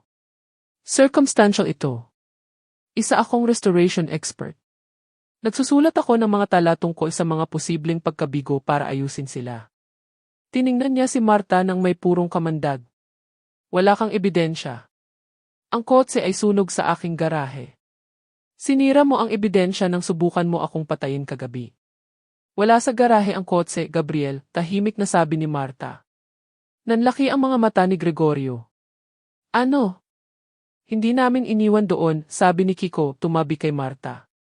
Minaneho namin palabas. Imposible, pangutya ni Gregorio. Nakalock ang pinto. Ang apoy. Minaneho namin ito sa pinto, sabi ni Marta. Itinuro niya ang likod ng hotel kung saan punit-punit ang mga halaman. Nakatambay ito sa service lot, wasak, pero umaandar pa rin ang makina. Kinuha niya mula sa kanyang bulsa ang mga susi ng kotse. Bumagsak ito sa damo ng may mahinang kalansing. Alam mo ang physics, Gabriel, hamon ni Marta, ang kanyang mga mata ay nakatitig sa kanya. Minaneho namin ito ng mabilis sa kakahuyan para makarating dito. Ang engine block ay nasa mahigit 73 degrees ngayon. Ang wax plug na iyon ay likido na. Humakbang siya pasulong. Imaneho mo ito sa istasyon ng pulis. Kung baliw ako, gagana ang mga preno. Kung mamamatay tao ka, didiretso sa sahig ang pedal. Dito na magkakaalaman. Simpleng pisika laban sa isang pathological liar. Kinorner siya ni Marta gamit ang isang bagay na hindi niya kayang daanin sa salita, ang sarili niyang mekanika. Ito ang sandali ng katarungan na hinihintay natin. Tinitigan ni Gregorio ang mga susi. Ang pilak na logo ng Mustang ay kumikinang sa araw. Imaneho mo ito sa istasyon ng pulis, giit ni Marta. Patunayan mong mali ako. Kung gumana ang mga preno, ako ang makukulong para sa arson. Kung hindi, hindi kumilos si Gregorio. Alam niya kung ano ang nasa loob ng mga linyang iyon. Alam niya na ang pagmamaneho mula sa daan ng mga magtotroso ay malamang na nagpainit sa wax hanggang sa punto ng pagkasira. Sa susunod na tapakan ang pedal na iyon, didiretso ito sa sahig. Wala akong dapat patunayan sa'yo, dura ni Gregorio. Wala nga, isang bagong boses ang umalingaw-ngaw. Lumingon ang lahat sa pangunahing gate. Isang police cruiser ang huminto. Dalawang unipormadong pulis ang lumabas, nakahawak sa kanilang mga holster. Sa likuran nila ay isang lalaki na naka-trench coat, si Detective Miller, mula sa Benguet Cold Case Unit. May isa pang tawag na ginawa si Kiko mula sa kubo. Gabriel Thorne, sigaw ni Detective Miller, naglalakad papunta sa damuhan.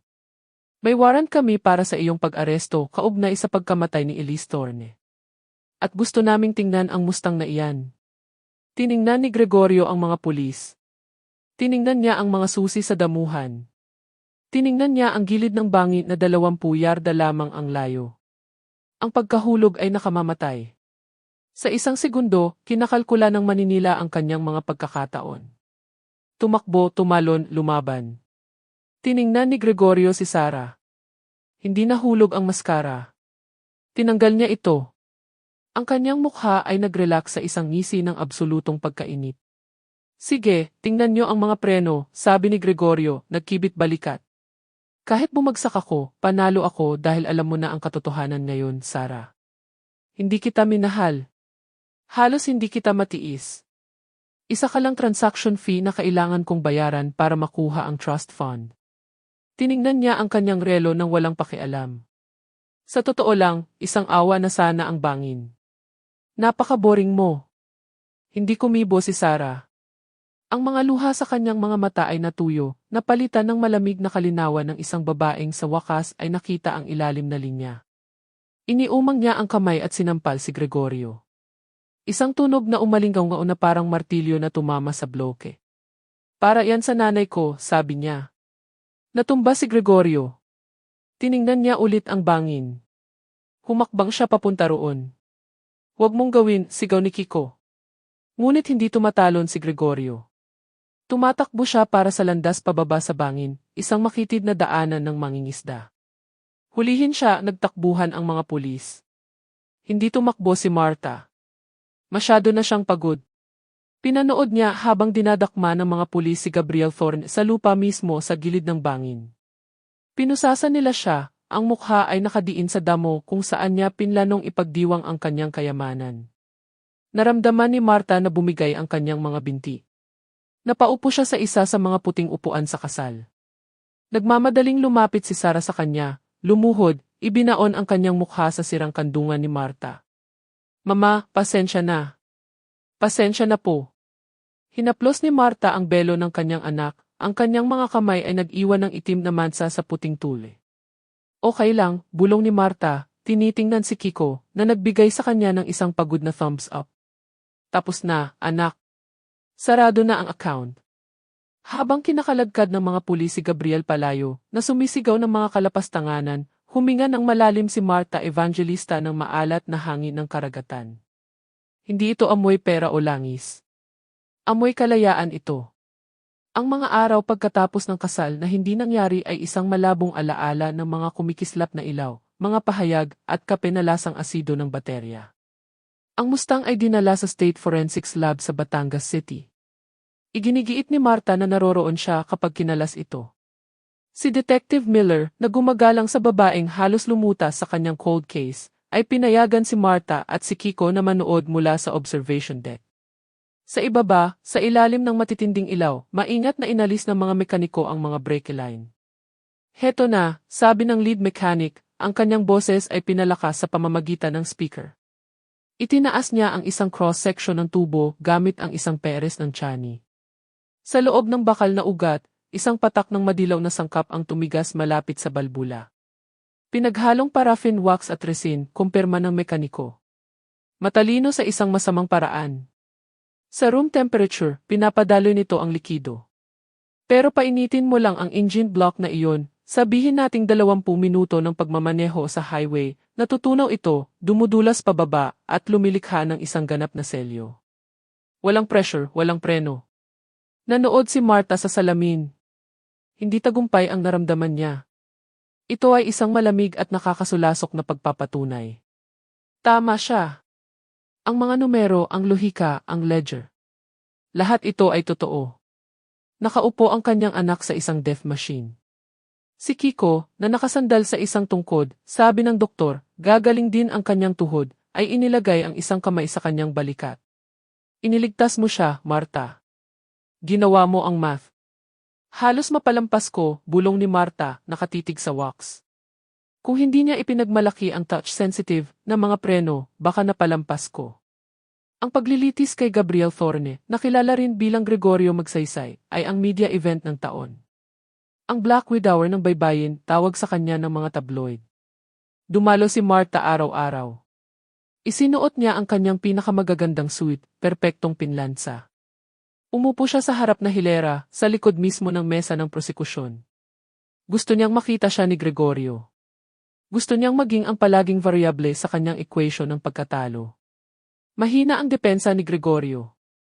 Sinubukan ng kanyang abogado na igiit ang kabaliwan, pagkatapos ay pamimilit, pagkatapos ay kontaminasyon ng ebidensya, ngunit ang pulang ledger ay napakatibay na ebidensya. Detalyado nito hindi lang ang mekanika ng pagpatay, kundi pati na rin ang mga financial projection ng buhay pagkatapos ni Sarah. Inaasahang bayad, 165 din. Utang na babayaran, 25 din. Target para sa susunod na biktima, Cebu, they. Nagpatotoo si Sarah sa ikatlong araw. Mas payat siya, mas maputla, ngunit hindi nanginginig ang kanyang boses. Isinalaysay niya ang gaslighting, ang mga tableta, ang paraan kung paano siya inilayo ni Gregorio sa kanyang ina. Nang tanungin siya ng prosecutor kung ano ang nararamdaman niya tungkol sa akusado ngayon, tumingin si Sarah ng diretsyo kay Gregorio. Sinubukan niyang ibigay kay Sarah ang malungkot na pupidog look na gumana ng 1,000 beses dati. Wala akong nararamdaman, sabi ni Sarah, ang kanyang boses ay kasing lamig ng yelo. Isa lang siyang masamang puhunan na isinulat ko bilang lugi. Ngumiti si Marta. Iyon ang kanyang anak. Nagdelibera ang hurado sa loob ng wala pang 4 na oras. Guilty. First-degree attempted murder, insurance fraud, at batay sa bagong ebidensya mula sa ledger, muling binuksan ng estado ng Benguet ang kaso ni Elise Thorne at sinampahan din siya ng kasong pagpatay doon. Nang basahin ng hukom ang sentensya, habang buhay na pagkakakulong ng walang posibilidad ng parol, sa wakas ay bumigay si Gregorio. Hindi siya umiyak. Sumigaw siya. Sumugod siya patungo sa gallery, nagmumura kay Marta. Matandang mangkukulam. Sinira mo ang lahat. Planado ko na ang lahat. Habang kinakalagkad siya ng mga gwardya, sumisipa at sumisigaw na parang isang batang nagmamaktol, inayos lang ni Marta ang kanyang salamin. Hindi siya sumagot. Hindi niya kailangan. Sarado na ang audit. Ang balanse ay 0. Sa labas ng korte, dumagsa ang mga reporter. Ginang Evangelista. Ginang Evangelista. Paano mo nalaman? Paano nahuli ng isang retiradong accountant ang isang serial killer? Huminto si Marta sa ibaba ng hagdan. Nakatayo si Kiko sa tabi niya, perpektong ginagampanan ang papel ng bodyguard. Wala akong ginawang espesyal, sabi ni Marta sa mga mikropono. Binigyan ko lang ng pansin ang mga detalye. Hindi sa mga detalye nagtatago ang demonyo, mga ginang at ginoo. Ang katotohanan ang nandoon.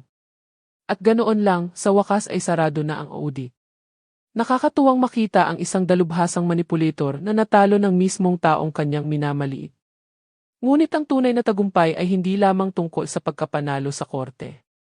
Ito ay tungkol sa kapayapaang matatagpuan mo pagkatapos. Lumipas tayo ng 1 taon para makita kung paano muling itinayo ni Marta at Sarah ang kanilang buhay mula sa abo. 1 taon pagkatapos, ang tag-ulan sa Batangas ay humupa na, nagbigay daan sa isang sariwa at makulay na tagsibol. Ang mga bangin kung saan dapat ginanap ang kasal ay puno na ngayon ng mga ligaw na bulaklak. Nakaupo si Marta sa beranda ng kanyang bahay, isang laptop ang nakabukas sa mesa sa harap niya. Ang screen ay puno ng mga spreadsheet, ngunit hindi ito para sa kanyang personal na budget. Consulting Agreement, The Evangelista Group. Pagkatapos ng paglilitis, nagsimulang tumawag ang mga tao, hindi para sa mga panayam, kundi para humingi ng tulong. Isang ina sa Cebu na iniisip na ninanakawan siya ng business partner ng kanyang anak. Isang biyuda sa Davao na naghihinalang nagsisinungaling ang kanyang bagong nobyo tungkol sa kanyang mga ari-arian. Hindi binalak ni Marta na bumalik sa pagtatrabaho, ngunit ang trabaho ay maganda sa pakiramdam. Parang paglilinis. Handa na ang kape. Itinulak ni Kiko ang screen door, dala ang 2 tasa. Mas maayos na ang kanyang paggalaw ngayon, ang ika ay halos hindi nakapansin-pansin. Inilapag niya ang mga tasa at umupo sa tumba-tumba sa tabi niya. Ginagawa mo ba ang kaso ni Miller? Tanong ni Kiko, humihigop ng kanyang itim na kape. Ang lalaki ay may 3 isip number. Kiko naman, tumawa si Marta, nagtatype ng isang tala. At sinasabi niyang isa siyang sovereign citizen para makaiwas sa buwis. 10 minuto lang ang inabot ko para mahanap ang kanyang totoong address. Paalalahanan mo akong huwag magsinungaling sa'yo, ngiti ni Kiko. Hindi mo kaya kahit subukan mo. Kumikibot ang kaliwang kilay mo. Umupo sila sa komportableng katahimikan, pinapanood ang pag-alon ng karagatan sa mga bato sa ibaba. Ito ay isang samahan na isinilang sa apoy, hinubog sa adrenaline, at nanatili sa isang bagay na tahimik at matatag. Hindi nila ito binigyan ng pangalan. Hindi nila kailangan. Siya ang kanyang kakampi. Siya ang kanyang sandigan. Isang kotse ang pumasok sa driveway. Isang matino at maasahang Subaru. Lumabas si Sarah. Mukha siyang malusog. Mas maikli na ang kanyang buhok, isang chic bob na bagay sa kanya. Hindi siya nakasuot ng mga damit na designer para magpabilib. Nakasuot siya ng maong at isang sweater. Umakyat siya sa mga hagdan at niyakap si Marta ng mahigpit. Maligayang kaarawan, ma, sabi ni Sarah. Ang aga mo, tinapik ni Marta ang kanyang likod. Hindi ko pa nailalagay ang cake. Nagdala ako ng dessert, ipinakita ni Sarah ang isang kahon mula sa lokal na panaderya. At dinala ko ito. Inabot niya kay Marta ang isang makapal na sobre. Binuksan ito ni Marta. Isang tseke ito. Isang malaking halaga. Ano ito? Kumunot ang noo ni Marta. Ibinenta ko ang engagement ring, sabi ni Sarah, umupo sa rehas. At nanalo ako sa civil suit laban sa ari-arian ni Gregorio para sa emotional damages. Hindi gaanong malaki ang natira pagkatapos ng mga abogado. Pero gusto kitang bayaran para sa mga deposito sa kasal, para sa lahat ng ginastos mo sa pagliligtas sa akin. Tiningnan ni Marta ang tseke. Naalala niya ang mga gabing nagpuyat siya sa pag-aalala tungkol sa pera, ang kahihiyang tawagin siyang linta ni Gregorio. Kinuha niya ang tseke, pinunit ito sa gitna, at pagkatapos ay sa gitna ulit. Ma, bulalas ni Sarah. Ayaw ko ng pera niya, Sarah, matatag na sabi ni Marta. At ayaw kong bayaran mo ako. Ang perang iyon ang halaga ng isang aral para sa ating dalawa. Hinawakan niya ang kamay ni Sarah. Nalaman mo na mas mahalaga ka kaysa sa pag-aproba ng isang lalaki. At nalaman ko na hindi pa ako tapos mabuhay. Iyon ay isang patas na palitan. Napuno ng luha ang mga mata ni Sarah, ngunit mumiti siya.